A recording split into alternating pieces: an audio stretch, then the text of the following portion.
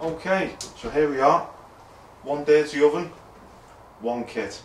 Okay, step by step guide. So remove the lid, obviously, which reveals the contents. Now the first job is we want to protect our floor. So when we remove all the items, we don't want everything falling on the floor. So bin bag on the floor. When we remove everything, obviously it's going to be full of grease. We don't want grease on our hands. So what I'm going to do now is I'm going to put this to one side. I'm now going to take everything out and stick it in there.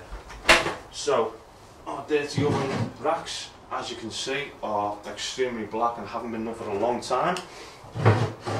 This is what happens when you don't keep on top of it.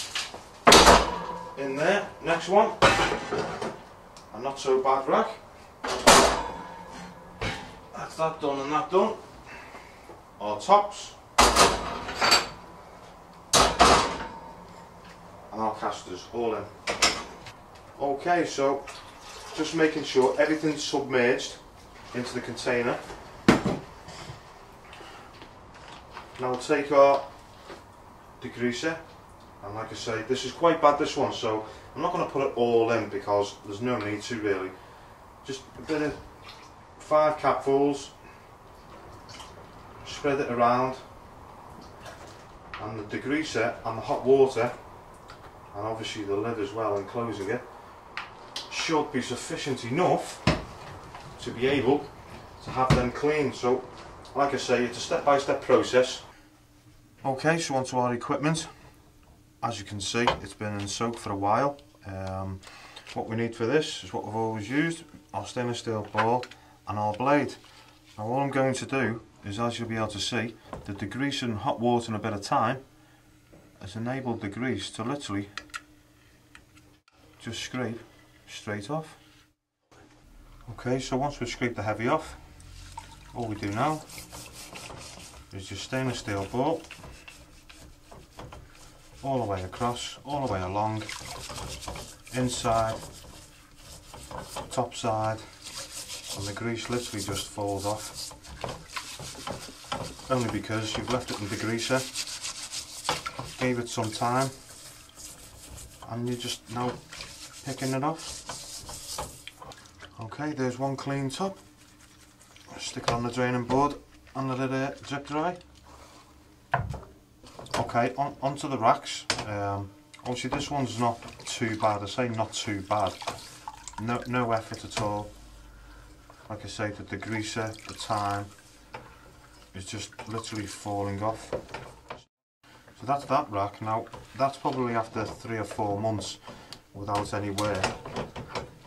This is probably a few years, to be honest with you, as you've seen with the oven. So there is a way of doing this, and that's with our magic blade again. So what I would do is, I'm not going to attack it because I don't want bits hitting me in the eyes. I'm just going to take the top layer off, just the top layer. Now what I'm going to do is literally just show you how easy it is.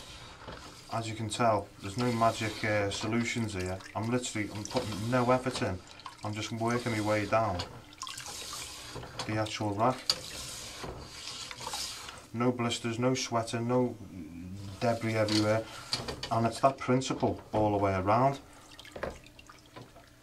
Once you've done the top of the rack, obviously what we want to do is we want to do this side, and then we want to do this side all the way through, so that the rack is all nice and clean.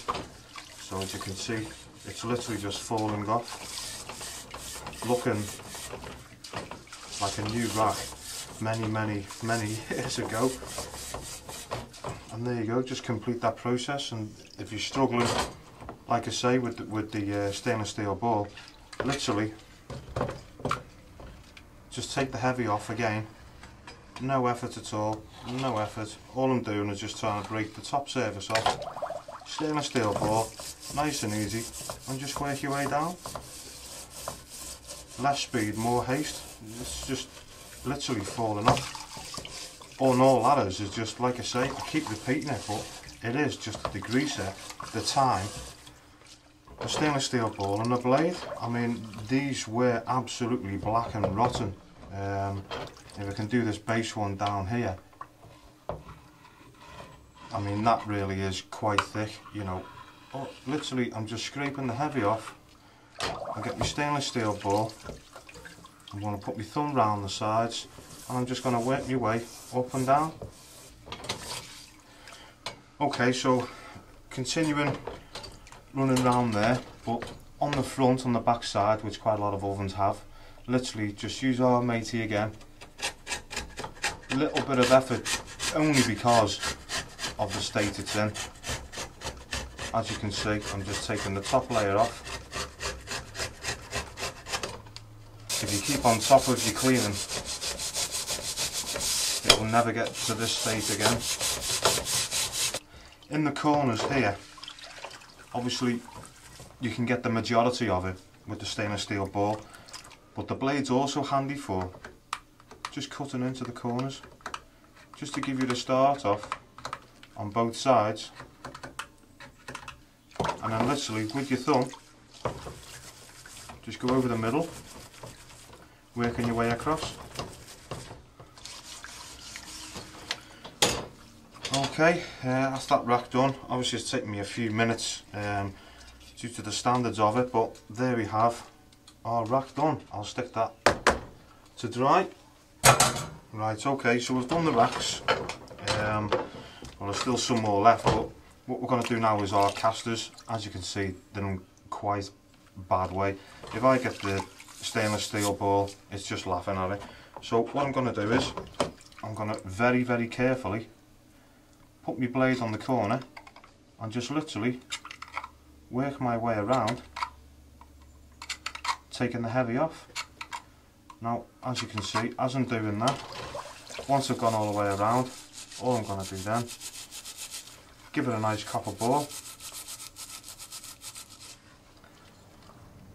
and just repeat that process all the way around on all the four casters.